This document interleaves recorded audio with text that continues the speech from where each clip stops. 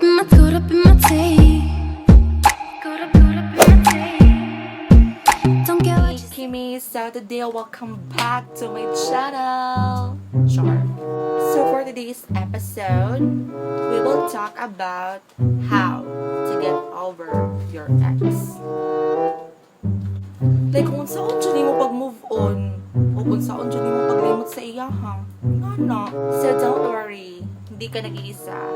Ate Kimi is here for you to give you an advice and to be with you on your moving on process.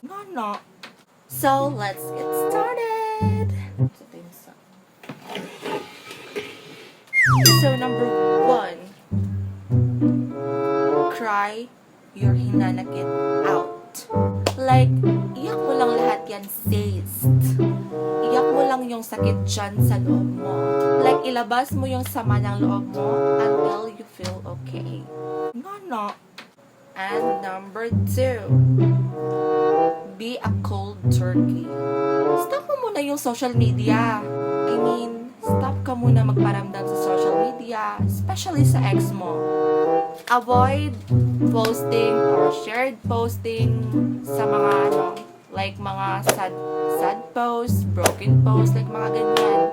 Gagara mo na sila kung imo ng buhaton, no? Silent is the best revenge. Pugi mong self, pag-deactivate bayot, pag-deactivate sa social media like mga 1 month. Seryoso. Pagpamis, malay mo, minawon sa imo. Advance ako mag-isip. And number 3, ilabay tanan mga gamit or gifts magikan sa iya. You're old. Kagwapa ni mo Zay, dili ka basurera para mag-collect sa mga stuff kagikan sa iya. Unsa ni mo paglimot kung naapa na bobo.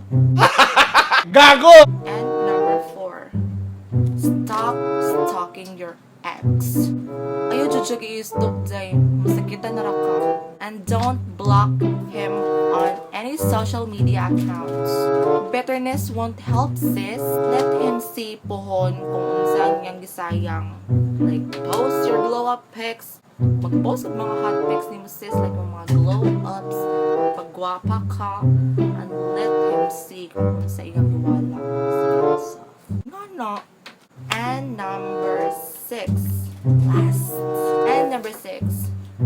Don't ever take revenge on him or her. Dili raman Japon ka ma-happy. Hindi malus ka. Sis, just pray for his happiness na lang. And move on. Pagpaka-happy sa Zay mo ha, oy. Dili raman kung sa uyab makita ang happiness. Says, make your own bundle of happiness. Like, happiness is a choice. So, be happy. Laban lang. No. Okay, diba? Like, ang akong ingon sa akong vlog, yung last vlog, basta kita ang nawad-an, at least at the end, kita dyan pa ng winner, diba? Pero actually, sila man dyan ang nawad-an silang tao, silang life, nga tanggap sila o gilab sila. So, swerte ta guys, nawad-an po ta. Nawad-an ta bobo sa atong life, which is sila. Diba? So, laban lang. No.